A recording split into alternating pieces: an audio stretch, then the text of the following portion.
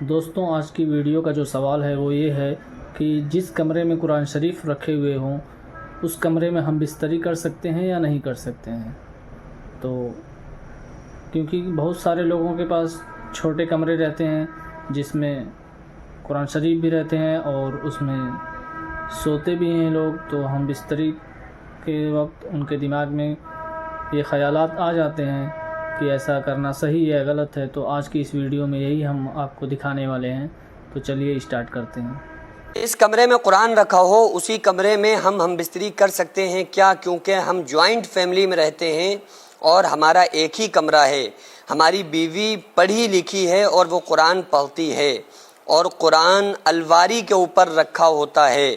اور ہم بیڈ کے اوپر ہم بستری کرتے ہیں، تو کیا کوئی گناہ پڑے گا؟ مفتی، تو یہ ایک امپورٹنٹ مسئلہ ہے کہ اکثر ایسے گھر ہوتے ہیں کہ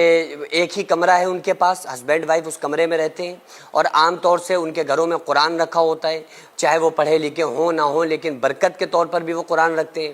دیکھیے، اس کو میں تھوڑا سا تفصیل سے آپ کو اس مسئلے کو سمجھاتا ہوں۔ بعض مرتبہ ایسا ہوتا ہے کہ جو لوگ جوائنٹ فیملی میں رہتے ہیں اور نیچے سارے ان کے کمرے اور گھر بنے ہوتے ہیں، تو اگر کسی کمرے میں قرآن رکھا ہے، کتابیں رکھی ہوئی ہیں، تو ایسا ہوتا ہے کہ اس کی چھت پر لوگ جا رہے ہوتے ہیں اور جب لوگ چھت کے اوپر کھڑے ہوئے اس کے درمیان ایک پردہ حائل ہو گیا، یعنی کہ ایک دیوار ہے جس کو ہم سلیب کہتے ہیں، ایک پردہ بنا ہوا ہے کہ وہ قرآن وہاں سے نظر نہیں آ رہا ہے، تو بے ادبی نہیں ہوگی۔ تو اگر کسی کمرے میں قرآن رکھا ہوا ہو اور اسی کمرے میں ہسبینڈ وائف ہم بستری کر رہے ہیں، تو انہیں خیال اس بات کا رکھنا پڑے گا، یہ دیکھنا پڑے گا کہ وہ قرآن رکھا ہوا ہے کہاں۔ اگر وہ قرآن پیتیانے رکھا ہوا ہے، پیروں کے سائیڈ رکھا ہوا ہے اور وہ برابری کی کسی جگہ پر رکھا ہوا ہے، بعض مرتبہ ایسا ہوتا ہے کہ قرآن عورتیں پڑھتی ہیں اور جو بیڈ کا سرہانہ ہوتا ہے وہاں پر رکھ دیتی ہیں اور وہیں پر پھر ہم بستری ہو رہی ہے، تو یہ بہتر نہیں ہے، یہ غلط طریقہ ہے اور یہ بے ادبی ہے قرآن کریم کی۔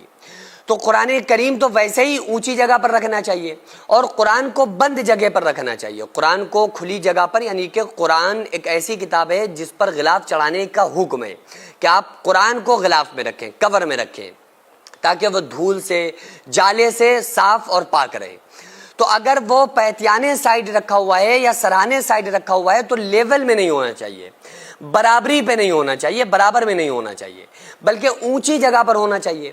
اچھا، اگر وہ پیتیانے رکھا ہوا ہے تو پیتیانے رکھنے سے افضل ہے، بہتر ہے، یا ادب یہ ہے کہ اس کو سرہانے سائیڈ رکھیے، آپ اونچے پہ رکھیے اور سرہانے رکھیے۔ اور تیسرا خیال اس بات کا رکھنا چاہیے کہ وہ کھلا ہوا قرآن نہ ہو۔ کھلا قرآن اگر ہوگا تو ایک بے ادبی کا ویسے ہی باعث ہے کہ اس میں جالا اور کرکٹ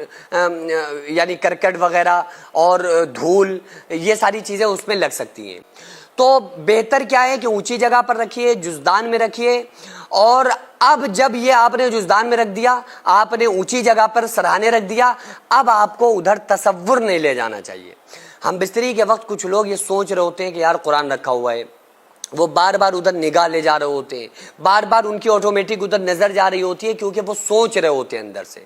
تو یہ سوچنا آپ بند کر دو، 3 کام کر لو، سرانے رکھ لو، اونچی جگہ پہ رکھ لو، جزدان میں پیک کر دو، اس کے بعد پھر ادھر خیال بھی نہیں لے جانا چاہیے، کیونکہ اب یہ گناہ میں نہیں ہے، اب یہ گناہ نہیں ہوگا، بے ادبی نہیں ہے، خلاف شرع نہیں ہے۔